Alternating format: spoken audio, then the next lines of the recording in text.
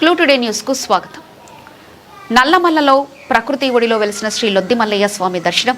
నల్లమల్లల అడవుల నడమ ప్రకృతి అందాల మధ్య కొలువై ఉన్న శ్రీ లొద్దిమల్లయ్య స్వామి ఆలయ సందర్శన ఒకే రోజు అనుమతి.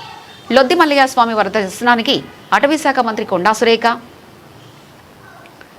డిఎఫ్ఓ ఫారెస్ట్ ఉన్నతాధికారులతో మాట్లాడి అనుమతి మంజూరు చేయించిన అచ్చంపేట ఎమ్మెల్యే డాక్టర్ చిక్కుడు వంశీకృష్ణ నల్లమల్ల అడవులో ప్రసిద్ధ లొద్దిమల్లయ్య స్వామి దర్శనానికి ఈ ఒక్కరోజు వరకు అనుమతి ఏర్పాటు చేయడం అంది. లొద్దిమల్లయ్య స్వామి వారి దర్శనానికి 3 రోజుల పాటు ఉత్సవాలు జరుపుకున్నట్టుకు అనుమతులు ఏర్పాట్లు చేయడానికి కృషి చేస్తాం. టూరిజం డెవలప్మెంట్లో భాగంగా ప్రాంతంలో ఉన్నటువంటి శివాలయాలను ప్రత్యేకంగా అభివృద్ధి చేయడానికి ప్రభుత్వం కృషి చేస్తుంది. అందరికీ నమస్కారం.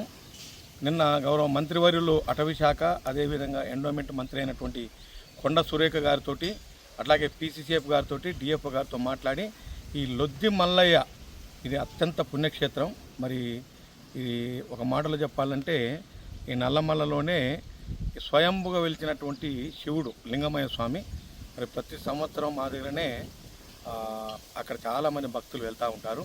మరి మన ఫారెస్ట్ డిపార్ట్మెంట్ వాళ్ళు ఆబ్జెక్షన్ చేయటం వల్ల గౌరవ మంత్రి గారితో మాట్లాడి అట్లాగే పీసీసీఎఫ్ గారితో డిఎఫ్ఓ గారితో మాట్లాడి ఈ ఒక రోజుకు పర్మిషన్ ఇప్పించడం జరిగింది.